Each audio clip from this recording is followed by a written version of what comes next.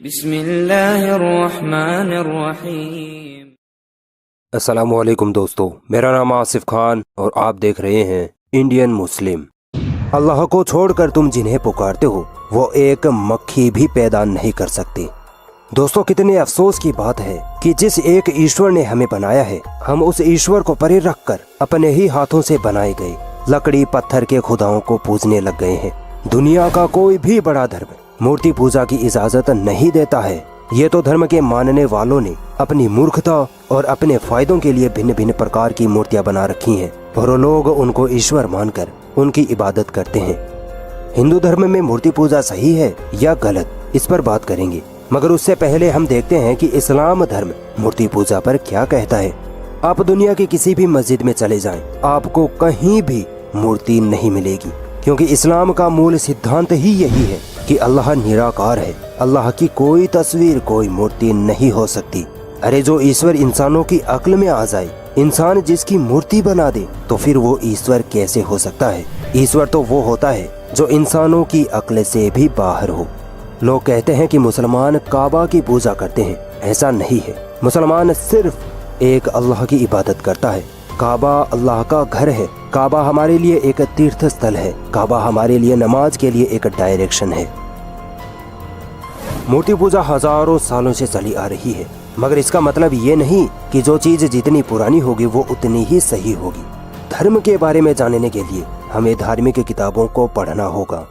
हिंदू धर्म की किताबें मूर्ति पूजा का सीधा विरोध करती हैं। यजुर्वेद के अध्याय 32 के सर्ग 3 में लिखा है, ना तस्य प्रतिमा अस्ति, यानी ईश्वर की कोई प्रतिमा या तस्वीर नहीं है।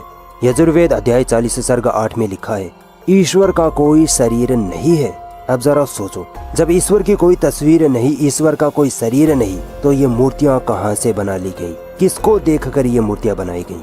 दोस्तों, मूर्ति पूजा का इतिहास पुराना है। हजारों सालों पहले नबी या महान लोग एक ईश्वर या अल्लाह का संदेश देने इस दुनिया में आए थे, मगर उनके इस दुनिया से जाने के बाद लोगों ने उनकी याद में तस्वीरें, पेंटिंग्स और मूर्तियां बनाना शुरू कर दिया और धीरे धीरे पीढ़ियां गुजरने के बाद लोग उन्हीं महान पुरुषों की मूर्तियों को ईश्वर मान बैठे और उनकी पूजा करने लग गए।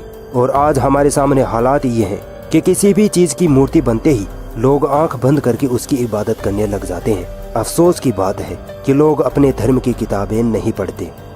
यजुर्वेद अध्याय 40 सर्ग 9 में मूर्ति पूजा को साफ मना किया गया है। लिखा है कि जो लोग ईश्वर के अलावा कुदरती चीजों यानी सूरज, चांद, हवा, पानी, आग आदि की पूजा करते हैं, वो अंधकार यानी नरक में दाखिल होते हैं। और वे लोग और अधिक अंधकार की गहराइयों में जाते हैं जो संसार की बनाई हुई चीजों यानी मेज, कुर्सी, मूर्ति आदि की पूजा करते हैं।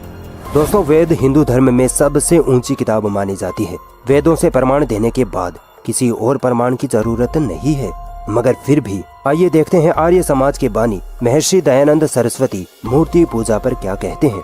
दयानंद सरस्वती कहते हैं कि मूर्ति पूजा वेदों के खिलाफ है। मूर्ति पूजा करना पाप है, जबकि वेदों में मूर्ति पूजा का अता पता ही नहीं है।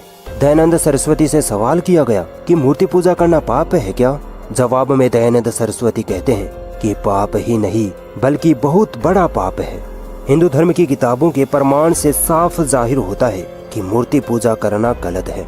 अब जब लोगों को सही रास्ते पर आने की बात बताई जाती है तो कुछ मासूम लोग कहते हैं कि दूसरे धर्म के बारे में ऐसा मत बोलो, वो लोग बुरा मान जाएंगे। भाई, सच बात बोलने से कैसा बुरा लगना? हम लोगों को गलत चीजों से बाहर निकालने और एक ईश्वर अल्लाह की इबादत करने के लिए ही तो कह रहे हैं।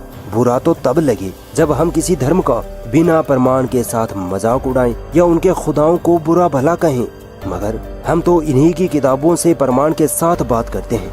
बुरा मानना या न मानना तो बहुत दूर की बात है। पहले तो इस बात पर गौर किया जाना चाहिए कि उस वक्त क्या होगा जब हम एक ईश्वर अल्लाह के सामने खड़े किए जाएंगे और हमसे पूछा जाएगा कि तुमने किसकी इबादत की, किसको खुदा माना।